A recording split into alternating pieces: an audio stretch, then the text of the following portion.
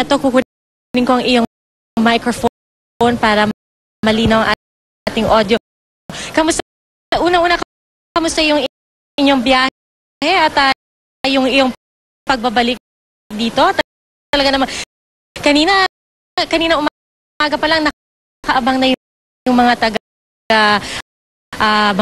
mga Pacquiao Company, may mga banner din.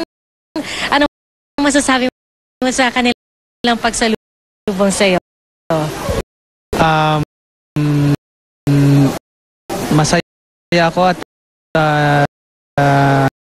nakapiling ko yung mga anak ko na ilang 2 buwan ko rin hindi na nakikita.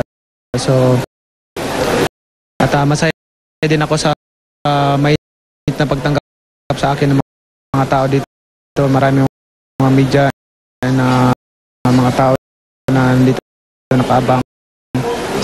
Salamat at masaya ako at nakabalik ulit dito sa ating bansa. Nakita nga namin na napakahigpit ng yakap ng yung mga chikiting sa iyo at ito talaga pabalik-balik sila sa iyo dahil na-miss ka talaga nila. Kanina tinanong rin namin nila kung tinanong namin sila kung anong birthday wish nila para sa iyo. At ang sabi nila, gusto lang nila stay safe always be happy. Ikaw ba, meron ka ng naisip na birthday wish ngayon nakabalik ka na, malapit na kasi birthday mo? Birthday wish ko na bigyan kami lagi ng malakas na katawan ang aking pamilya, mga anak ko, asawa ko at sa mama at papa ko at sa side ng asawa ko. Lahat kami bibigyan ng masaganang buhay at malakas na katawan sa araw-araw at siyempre laging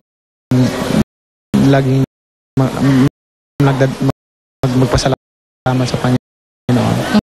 Actually, ito tatanungin din namin kasi si Mami D nung laban nagkasakit daw, hindi na siya nakanood pero panay pa rin ang kanyang dasal at yung ate mo Kong Manny, si Isidra, sabi niya kanina na yung pabaong bili yun pa rin sana wag ka na daw munang lalaban muna. At anong reaction mo dito?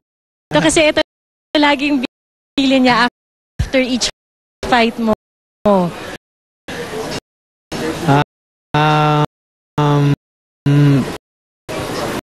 Matagal pa naman tayo lalaban ulit mga May pa siguro. So marami mahaba-habang pahinga pa at focus muna ako sa pamilya ko at sa nalalapit na birthday ko. At siyempre sa trabaho ko bilang congressman. Nabanggit mo nga na balik trabaho ka na dahil balik session ngayon. Nakaatang na ba o nakalinya na yung mga kailangang gawin para sa distrito? Bali, okay naman at i-follow up ko na lang lahat ng mga request natin na